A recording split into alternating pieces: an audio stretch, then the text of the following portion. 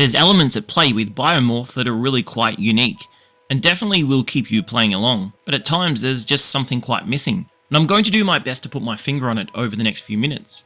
Let me know what you think about Biomorph, and subscribe if you feel like it. It's been about a month since I spent some time with the Metroidvania, that game being Ultros, quite a good game if you want to have a look at that one, and Biomorph is definitely a game that has some pretty impressive looks with a few quirky mechanics. The main point of difference here being that a large number of the enemies that you will encounter can be defeated and then taken over to use their features. It's a simple mechanic, but it works really well. In the early stages of Biomorph, you will be using these weird monsters to stand on spiky things, unlock switches, or charge headfirst through walls in a rage of fury.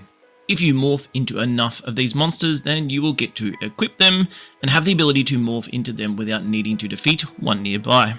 I was worried early that this would become a bit of a chore, and to be honest, it does make the problem solving elements pretty easy, as the nearby enemies will tell you what you need to do in order to proceed in the game. Otherwise, it's kind of shitty game design, right? Because the enemies have pretty specific abilities that you're going to use. After about half an hour and being able to quickly swap between your characters and monsters quickly, I was all aboard with this mechanic, and I'll give it a giant tick. It's actually really fun, and something that's not present in a lot of Metroidvania games that I've played. Biomorph is a really interesting Metroidvania when it comes to the exploration elements, and I've seen some reviews that praised this aspect of the game. It's got a classic map system which allows you to identify rooms that have been explored and those that haven't, giving you that work it out on your own way style of game. However, at the same time, this game goes nuts with the amount of quests that you get and uses icons constantly to tell you where you need to head towards. So in a way, rather than exploring for important rooms, I felt like I was exploring to meet quirky characters that would start the quest, allowing me then to get a whole lot of help in terms of where to go next.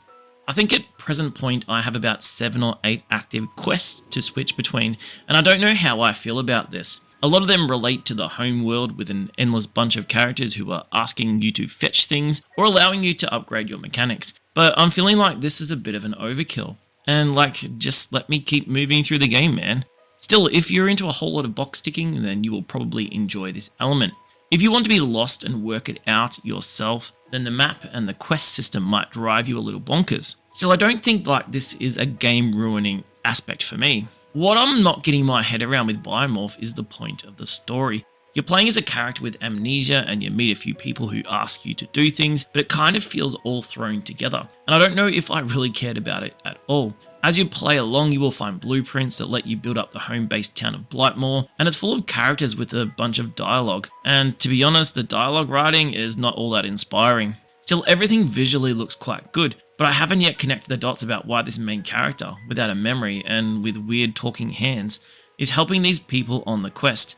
But maybe that unlocks more as I play through. Biomorph is no doubt a solid game with really good mechanics and well worth a play, but let me know if you think the story is lacking as well.